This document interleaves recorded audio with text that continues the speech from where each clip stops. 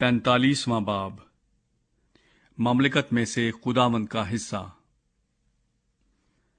اور جب تم زمین کو کرہ ڈال کر میراث کے لیے تقسیم کرو تو اس کا ایک مقدس حصہ خداوند کے حضور ہدیہ دینا۔ اس کی لمبائی 25,000 اور چوڑائی 10,000 ہوگی، اور وہ اپنے ارد گرد کی تمام حدود میں مقدس ہوگا۔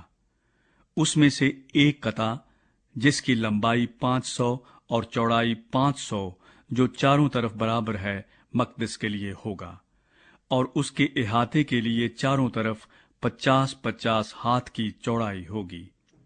اور تو اس پیمائش کی 25,000 کی لمبائی اور 10,000 کی چوڑائی ناپے گا، اور اس میں مقدس ہوگا جو نہایت پاک ہے۔ زمین کا یہ مقدس حصہ ان کاہنوں کے لیے ہوگا جو مقدس کے خادم ہیں اور جو خداوند کے حضور خدمت کرنے کو آتے ہیں، اور یہ مقام ان کے گھروں کے لیے ہوگا اور مقدس کے لیے پاک جگہ ہوگی۔ اور 25,000 لمبا اور 10,000 چوڑا بنی لاوی ہیکل کے خادموں کے لیے ہوگا، تاکہ 20 بستیوں کی جگہ ان کی ملکیت ہو۔ اور تم شہر کا حصہ 5,000 چوڑا اور 25,000 لمبا مقدس کے ہدیے والے حصے کے پاس مقرر کرنا۔ یہ تمام بنی اسرائیل کے لیے ہوگا۔ فرمانروا کے لیے زمین کا حصہ۔ اور مقدس ہدیے والے حصے کی اور شہر کے حصے کی دونوں طرف، مقدس ہدیے والے حصے کے مقابل اور شہر کے حصے کے مقابل مغربی گوشہ مغرب کی طرف اور مشرقی گوشہ مشرق کی طرف فرمانروا کے لیے ہوگا، اور لمبائی میں مغربی سرحد سے مشرقی سرحد تک ان حصوں میں سے ایک کے مقابل ہوگا۔ اسرائیل کے درمیان زمین میں سے اس کا یہی حصہ ہوگا، اور میرے امرا پھر میرے لوگوں پر ستم نہ کریں گے، اور زمین کو بنی اسرائیل میں ان کے قبائل کے مطابق تقسیم کریں گے۔ بادشاہ کے لیے آئین و احکام۔ خداوند خدا یوں فرماتا ہے کہ آئے اسرائیل کے امراء، تمہارے لیے یہی کافی ہے۔ ظلم اور لوٹ مار کو دور کرو، عدالت و صداقت کو عمل میں لاؤ، اور میرے لوگوں پر سے اپنی زیادتی کو موقوف کرو، خداوند خدا فرماتا ہے۔ اور تم پوری ترازو اور پورا ایفا اور پورا بت رکھا کرو۔ ایفا اور بت ایک ہی وزن کا ہو، تاکہ بت میں خومر کا 10واں حصہ ہو، اور ایفا بھی خومر کا 10واں حصہ ہو۔ اس کا اندازہ خومر کے مطابق ہو، اور مسکال 20 جیرہ کا ہو، اور 20 مسکال 25 مسکال 15 مسکال کا تمہارا مانا ہوگا۔ اور ہدیہ جو تم گزرانو گے سو یہ ہے: گیہوں کے خومر سے ایفا کا چھٹا حصہ، اور جو کے خومر سے ایفا کا چھٹا حصہ دینا۔ اور تیل یعنی تیل کے بت کی بابت یہ حکم ہے کہ تم کر میں سے جو 10 بت کا خومر ہے، ایک بت کا 10واں حصہ دینا، کیونکہ خومر میں 10 بت ہیں۔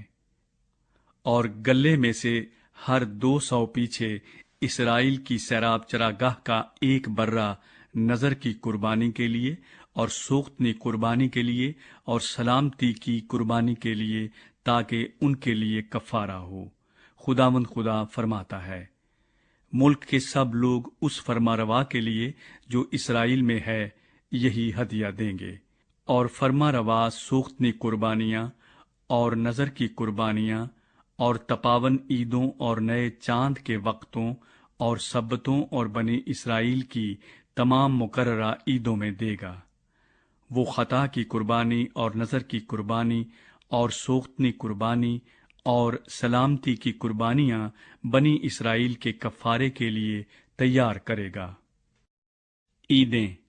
خداوند خدا یوں فرماتا ہے کہ پہلے مہینے کی پہلی تاریخ کو تو ایک بے عیب بچڑا لینا اور مقدس کو پاک کرنا، اور کاہن خطا کی قربانی کے بچڑے کا لہو لے گا، اور اس میں سے کچھ مسکن کے ستونوں پر اور مذبے کی کرسی کے چاروں کونوں پر اور اندرونی صحن کے دروازے کی چوکھٹوں پر لگائے گا، اور تو مہینے کی 7ویں تاریخ کو ہر ایک کے لیے جو خطا کرے اور اس کے لیے بھی جو نادان ہے ایسا ہی کرے گا۔ اسی طرح تم مسکن کا کفارہ دیا کرو گے۔ تم پہلے مہینے کی 14ویں تاریخ کو عید فصح منانا، جو 7 دن کی عید ہے، اور اس میں بے خمیری روٹی کھائی جائے گی۔ اور اسی دن فرما روا اپنے لیے اور تمام اہل مملکت کے لیے خطا کی قربانی کے واسطے ایک بچڑا تیار کر رکھے گا، اور عید کے 7 دن میں وہ ہر روز یعنی 7 دن تک 7 بے عیب بچڑے اور 7 مینڈھے مہیا کرے گا، تاکہ خداوند کے حضور سوختنی قربانی ہو۔ اور ہر روز خطا کی قربانی کے لیے ایک بکرا، اور وہ ہر ایک بچڑے کے لیے ایک ایفا بھر نذر کی قربانی، اور ہر ایک مینڈھے کے لیے ایک ایفا اور فی ایفا ایک ہین تیل تیار کرے گا۔ 7ویں مہینے کی 15ویں تاریخ کو بھی وہ عید کے لیے جس طرح سے اس نے ان 7 دنوں میں کیا تھا تیاری کرے گا، خطا کی قربانی اور سوختنی قربانی اور نذر کی قربانی اور تیل کے مطابق۔ 46واں باب، بادشاہ اور عیدیں۔ خداوند خدا یوں فرماتا ہے کہ اندرونی صحن کا پھاٹک جس کا رخ مشرق کی طرف ہے کام کاج کے 6 دن بند رہے گا، پر سبت کے دن کھولا جائے گا، اور نئے چاند کے دن بھی کھولا جائے گا۔ اور فرما روا بیرونی پھاٹک کے آستانے کی راہ سے داخل ہوگا، اور پھاٹک کی چوکھٹ کے پاس کھڑا رہے گا، اور کاہن اس کی سوختنی قربانی اور اس کی سلامتی کی قربانیاں گزرانیں گے۔ اور وہ پھاٹک کے آستانے پر سجدہ کر کے باہر نکلے گا، پر پھاٹک شام تک بند نہ ہوگا۔ اور ملک کے لوگ اسی پھاٹک کے دروازے پر سبتوں اور نئے چاند کے وقتوں میں خداوند کے حضور سجدہ کیا کریں گے۔ اور سوختنی قربانی جو فرما روا سبت کے دن خداوند کے حضور گزرانے گا یہ ہے، 6 بے عیب برے اور 1 بے عیب مینڈھا، اور نذر کی قربانی مینڈھے کے لیے 1 ایفا اور بروں کے لیے نذر کی قربانی اس کی توفیق کے مطابق، اور 1 ایفا کے لیے 1 ہین تیل۔ اور نئے چاند کے روز 1 بے عیب بچڑا اور 6 برے اور 1 مینڈھا، سب کے سب بے عیب ہوں گے۔ اور وہ نذر کی قربانی تیار کرے گا، یعنی بچھڑے کے لیے 1 ایفا اور مینڈھے کے لیے 1 ایفا اور بروں کے لیے اس کی توفیق کے مطابق، اور ہر ایک ایفے کے لیے 1 ہین تیل۔ اور جب فرما روا اندر آئے تو پھاٹک کے آستانے کی راہ سے داخل ہوگا اور اسی راہ سے نکلے گا۔ لیکن جب ملک کے لوگ مقررہ عیدوں کے وقت خداوند کے حضور حاضر ہوں گے تو جو شمالی پھاٹک کی راہ سے سجدہ کرنے کو داخل ہوگا وہ جنوبی پھاٹک کی راہ سے باہر جائے گا، اور جو جنوبی پھاٹک کی راہ سے اندر آتا ہے وہ شمالی پھاٹک کی راہ سے باہر جائے گا۔ جس پھاٹک کی راہ سے وہ اندر آیا اس سے واپس نہ جائے گا، بلکہ سیدھا اپنے سامنے کے پھاٹک کی راہ سے نکل جائے گا۔ اور جب وہ اندر جائیں گے تو فرما روا بھی ان کے درمیان ہو کر جائے گا، اور جب وہ باہر نکلیں گے تو سب اکٹھے جائیں گے۔ اور عیدوں اور مذہبی تہواروں کے وقت میں نذر کی قربانی بیل کے لیے 1 ایفا اور مینڈھے کے لیے 1 ایفا ہوگی، اور بروں کے لیے اس کی توفیق کے مطابق، اور ہر ایک ایفا کے لیے 1 ہین تیل۔